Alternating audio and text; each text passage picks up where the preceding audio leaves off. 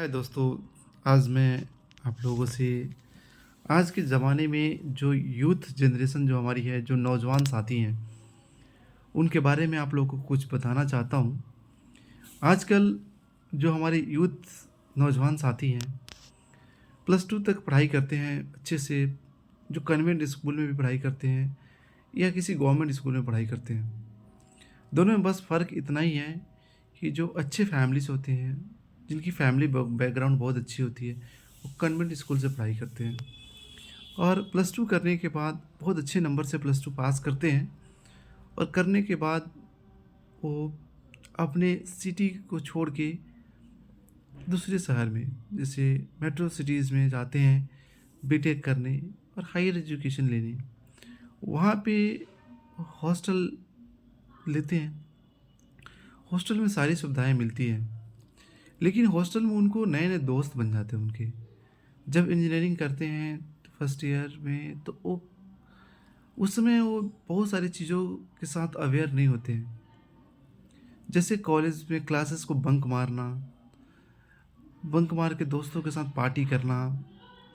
Like आजकल नौजवान जैसे बीटेक में एडमिशन लेते हैं, उसके बाद सोचते हैं कि कॉलेज और क्लासेस को बंक मार के नए नए दोस्तों के साथ पार्टी में जाना, उनकी एक्टिविटीज़ को फॉलो करना। लाइक आजकल नौजवान लोग स्मोक करते हैं।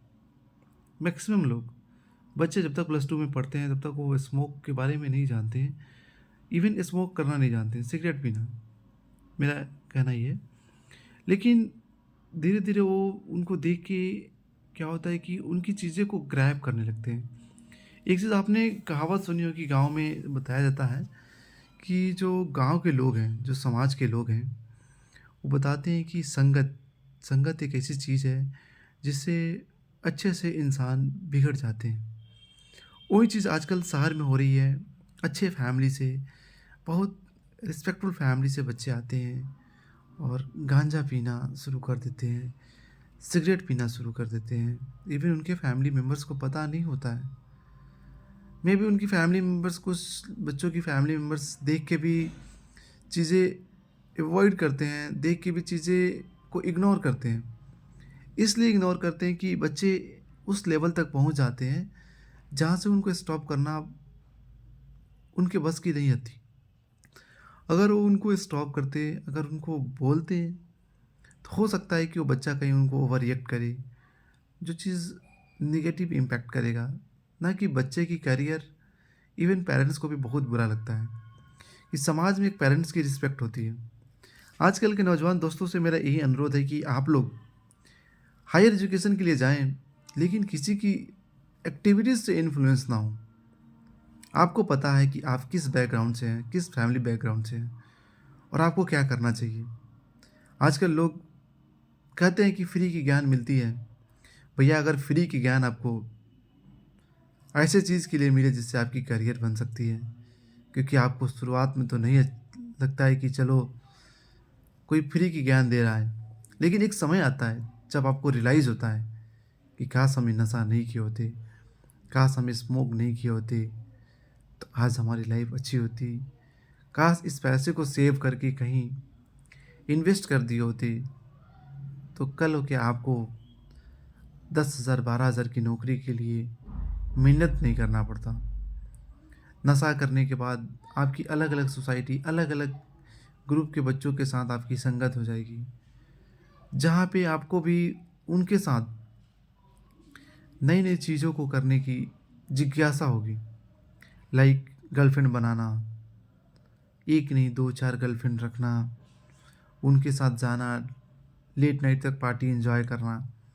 आपको लगेगा कि 1 साल, 1.5 साल, 2 साल, 4 साल, 5 साल, जब तक आप इंजीनियरिंग कर रहे हैं, आपके पेरेंट्स आपको फाइनेंस कर रहे हैं, आपकी हर एक ज़रूरतों को पूरा कर रहे हैं, आपकी जो भी नीड है, जो भी रिक्वायरमेंट है, उसको फुलफ़िल कर रहे हैं। लेकिन एक समय आता है जब वो कहते हैं कि बेटा अब आप अपना देखो। उस समय आपको रियलाइज़ होता है कि मैंने शायद अगर अच्छे से पढ़ाई किया होता, अगर शायद हमने नशा नहीं किया होता, शायद मैंने इतनी फ्रेंड सर्कल नहीं बनाई होती, तो आज हमारी लाइफ़ कहीं और होती। उस समय रियलाइज़ होता है। मैंने एक चीज़ ऑब्ज़र्व किया है, जो गवर्नमेंट स्कूल में पढ़ते हैं बच्चे, शायद उनके माँ-बाप उतने पैसे वाले नहीं होते हैं, उनको उतने पैसे नहीं मिलते हैं। लेकिन वो उस टाइम की वैल्यू को समझते हैं, उस दुःख दर्द को देखे होते हैं। जब वो जाते हैं सिटीज़ में, शहर में, उनकी स्किल उतनी अच्छी नहीं होती है कि जो कन्वेंट स्कूल से जो पढ़ के आते हैं उस बच्चे को कम्पीट करना। लेकिन बिकॉज़ ऑफ हार्ड वर्क, वो इतना हार्ड वर्क करते हैं कि जो बच्चे जो सीख के आते हैं, जो बच्चे कन्वेंट स्कूल से पढ़ के आते हैं, उनको भी कम्पीट करते हैं। बिकॉज़ वो लोग बहुत तेज़ दौड़ते हैं शुरू में, लेकिन आगे जाके उनके पास बहुत बैरियर मिलता है। और बैरियर जो है, वो जो गड्ढे जो हैं, वो खुद खोदते हैं अपने लिए। लेकिन जो गाँव से बच्चे शुरू से जो गवर्नमेंट स्कूल में पढ़े हैं, शुरू से गड्ढे को से निकलना, गड्ढे को झेलना, एक-एक परेशानी को झेलना, घर में कभी पैसा नहीं होता है माँ का इलाज कराने के लिए, पिता लेबर में जाके काम करके 500-1000 रुपए लेके आते हैं और उससे घर की परवरिश परवरिश करना और उसके बाद पढ़ाई करना।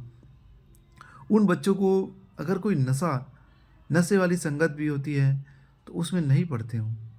हाँ, उनकी ज़िंदगी 4 साल, 5 साल बहुत कष्ट में होती है। लेकिन 5 साल बाद जो है ना, उनकी जो लाइफ़ होती है ना, वो जो कॉन्वेंट स्कूल में पढ़ते हैं, उन बच्चों की लाइफ़ नहीं होती है। मैं ये नहीं कह रहा कि 100% कॉन्वेंट स्कूल में पढ़ने वाले बच्चे खराब हो जाते हैं, बिगड़ जाते हैं। हाँ, लेकिन मैं ये दावे के साथ कहता हूँ कि 70 टू 80% बच्चे जो है ना, जो कॉन्वेंट स्कूल में पढ़ते हैं, जिसे बोला जाता है कि चांदी की चम्मच लेके पैदा हुए हो, जिनके पास कोई कमी नहीं होता है, वो सारे बच्चे बिगड़ जाते हैं और वो अपने करियर पे फ़ोकस ना करके वो ऐसे चीज़ पे फ़ोकस करते हैं, जो उनकी करियर को ख़राब कर देती है। सो आप लोगों से मेरा अनुरोध है भाई, जो भी मित्र हैं, दोस्त हैं, आप लोगों से अनुरोध है कि कृपया अपने करियर को बर्बाद ना करें। हम भी एक यूथ हैं, हम भी नौजवान हैं। मैं एक कॉर्पोरेट में काम करता हूँ, जहाँ पे मैं लोगों को देखता हूँ, बहुत अच्छे से फैमिली के लोग आते हैं। इवन एमटेक करके आते हैं, बीटेक करके आते हैं, 10,000 12,000 की नौकरी से स्टार्ट करते हैं अपनी करियर। उस समय मुझे बहुत बुरा लगता है कि देखिए, इनके माँ बाप ने 10 लाख 15 लाख रुपया इनको बीटेक और इंजीनियरिंग करने के लिए लगाया। काश उस चीज़ को अगर इन्होंने यूटिलाइज़ किया होता, तो आज इनको ऐसा चीज़ नहीं करना पड़ता। कॉर्पोरेट में बीपीओज में उनको कॉल लेना पड़ता है, कस्टमर को एक एक चीज़ एक्सप्लेन करना होता है।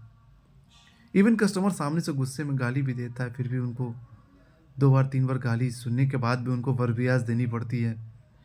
तो दोस्तों, आपसे यही अनुरोध है कि आप अपने जो कीमती समय है, जो प्रीशियस टाइम है, उसको अपने एजुकेशन में यूटिलाइज़ करें, उससे अपने एजुकेशन में अच्छा करें, ताकि आपके माँ-बाप का नाम रोशन हो, आपका समाज में नाम रोशन हो। एक बार आप अच्छा करेंगे, तो लोग आपकी पूजा करेंगे। इवन आप जिस समाज में रहते होंगे, उस समाज में आपका नाम रिस्पेक्ट से लिया जाएगा। वहीं आप नशा करेंगे, गलत काम करेंगे, तो आपके लिए समाज में डिसरिस्पेक्ट रहेगी।